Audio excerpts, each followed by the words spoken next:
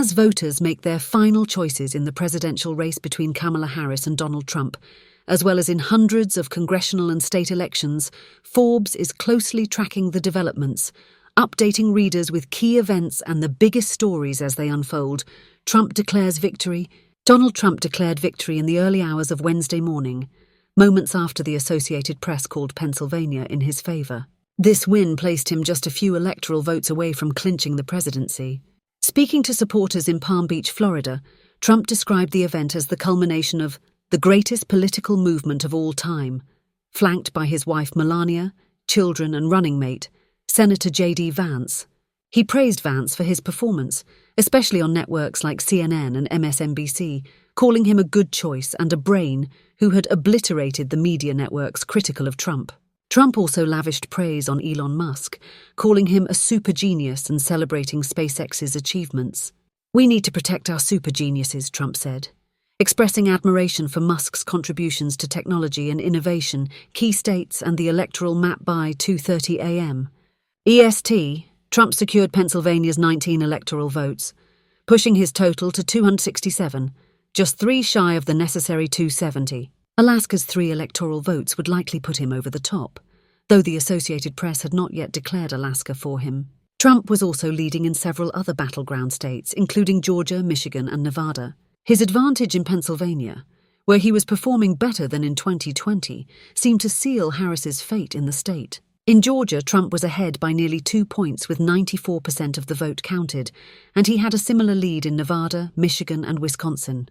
The outcome in these states would essentially ensure Trump's path to the presidency, Trump ahead in swing states. As of early Wednesday morning, Trump had secured victories in North Carolina and Georgia, bringing his electoral vote total to 247. His path to 270 appeared increasingly likely as he held leads in other critical swing states such as Pennsylvania, Michigan, Wisconsin, and Nevada.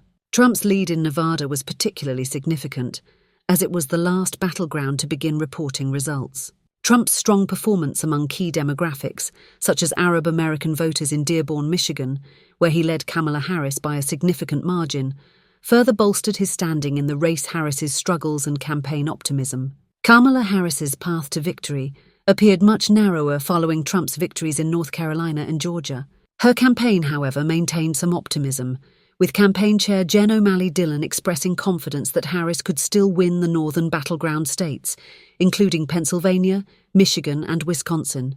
Despite trailing Trump in all 3 states, O'Malley Dillon highlighted strong expected turnout in cities like Philadelphia and Detroit, stressing that the closeness of the race is exactly what we prepared for. Harris, however, did not address her supporters on election night. Her campaign co-chair Cedric Richmond explained that she would speak later in the day to give time for votes to be counted, Senate control and other key races. While the presidential race was still unfolding, the Republicans were poised to regain control of the Senate, having flipped seats in West Virginia and Ohio. In West Virginia, Trump ally Bernie Moreno ousted 3-term incumbent Sherrod Brown, and in Ohio, Republicans were able to fend off challengers in Nebraska, Texas, and Florida. This shift was significant as Democrats had held a narrow 51-49 majority in the Senate for the past 2 years.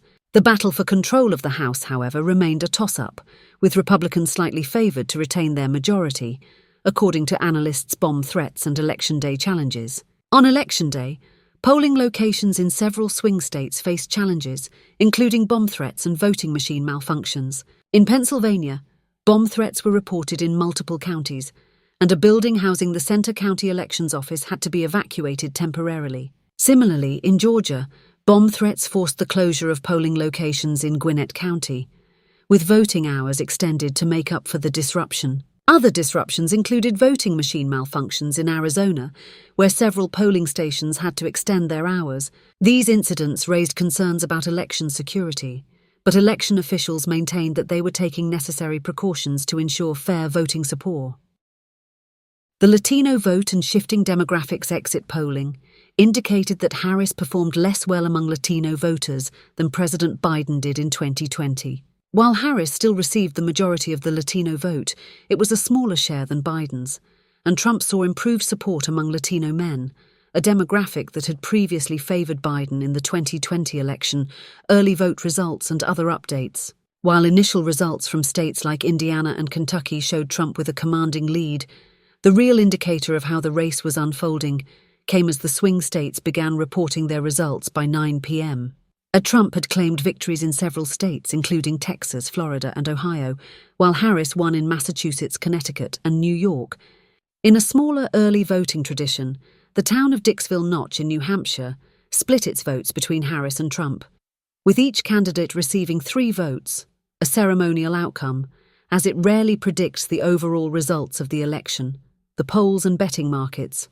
Polling places closed across the country, with Nevada being the last to finish, and exit polls indicated that voters' top concerns were democracy, the economy, and abortion. According to early exit polls from NBC and CNN, about 35% of voters prioritized democracy, followed by 31% focused on the economy and 14% on abortion. While Harris remained the slight favorite in polling prediction models, Trump's odds surged above 75% on betting sites like Polymarket, adding an extra layer of uncertainty to the race controversies and election integrity. Amid all the election drama, controversies surrounding election integrity also took center stage. Trump continued to allege widespread fraud in places like Philadelphia, though these claims were swiftly debunked by local officials. A similar narrative was advanced on social media, with misinformation spreading about voter fraud and irregularities in various swing states. Additionally, a Trump-linked entity attempted to capitalize on the election cycle by selling Trump-themed merchandise, which drew criticism for its commercialization of the election process. Conclusion: the 2024 election cycle marked one of the most chaotic and contentious in modern history, with Trump, a former president facing numerous criminal charges, challenging Harris, the vice president and potential first female president. The race was full of uncertainty. As the final votes were tallied, many remained anxiously watching the results from key battlegrounds, hoping for clarity on who would emerge victorious.